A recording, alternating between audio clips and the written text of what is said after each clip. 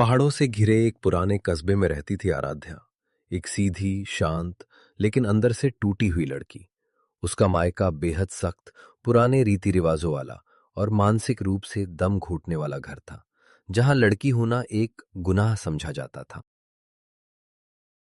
सुबह का समय। आराध्या सोशल मीडिया पर अपने हाथों से बनाई हुई पेंटिंग का फोटो पोस्ट करती है। बस चेहरा नहीं, सिर्फ कला। लड़की होकर इंटरनेट पर फोटो डाल रही है, शर्म नहीं आती? फोन छीन लो।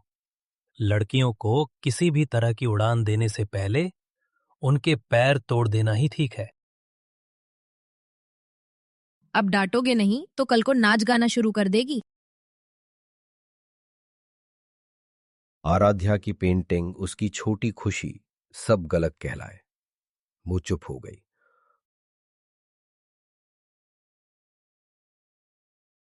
उसी रात किचन में अकेले रोती हुई आराध्या फुसफुसाती है।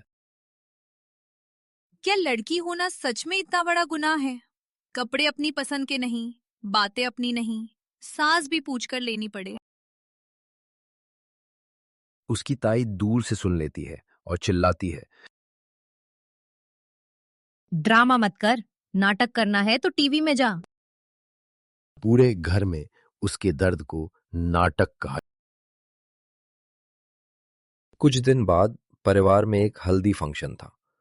आराध्या बस इतना कहती है, सब पीला पहनेंगे तो अच्छा लगेगा। लेकिन ताई भड़क जाती है। अपनी राय अपनी जेब में रख, बड़ों की बातें काटती है।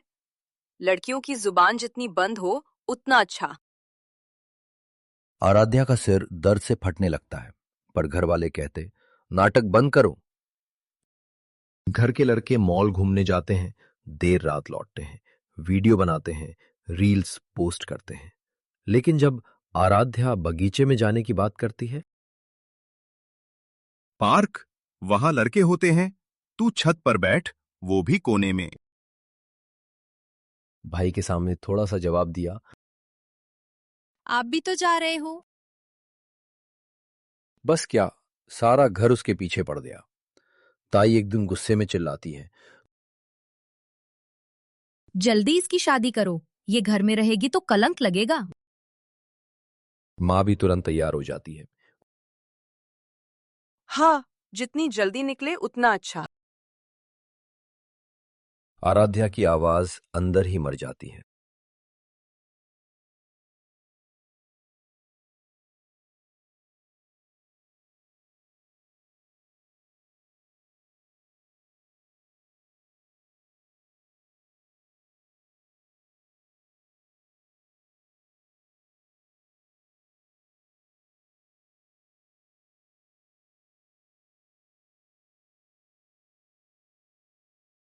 इतना भारी घूंघट क्यों? तुम ठीक हो? आराध्या डरते हुए बोलती है, मेरा मायका कहता था, बहू को चेहरा छिपाकर रखना चाहिए। उसकी सास मालिनी हंसकर बोलती हैं,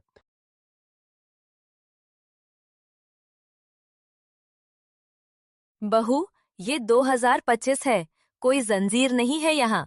चेहरा नहीं, दिल छिपाकर मत रखना। घूंघट उतारो, सांस लो, ये घर तुम्हारा है। आराध्या स्तब्ध रह जाती है। पहली बार किसी ने उसे समझा। आराध्या डरते हुए अपनी पसंद का खाना बनाती है, सरल, हेल्दी, उसकी पसंद का ओट्स उपमा। ससुराल वाले चखते हैं और मुस्कुराते हैं। बहू, ये तो बहुत स्वादिष्ट है। आज से हर संडे तुम्हारी पसंद चलेगी। सास उसके हाथ में लिफाफा रखती हैं। ये शगुन तेरे हुनर का। डर मत बहू, यहाँ तेरी हर कला की कीमत है। पहली बार उसे अपने अस्तित्व की कद्र महसूस होती है। कुछ दिन बाद सास और ननद के साथ शॉपिंग। उसे एक मॉडर्न साड़ी पसंद आती है, लेकिन वो डर जाती है। ये मेरे लिए नहीं है।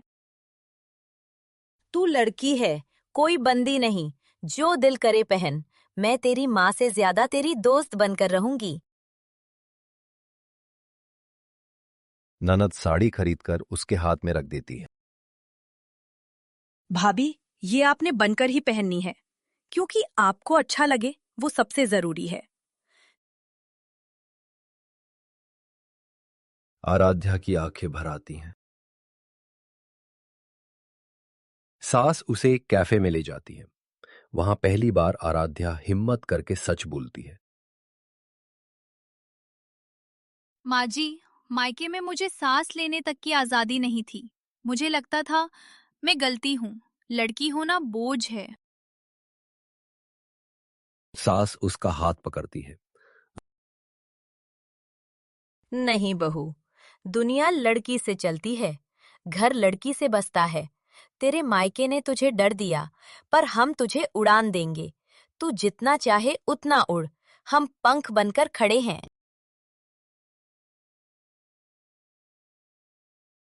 आराध्या पहली बार खुलकर रोती है, लेकिन ये आंसू दर्द के नहीं, राहत के थे।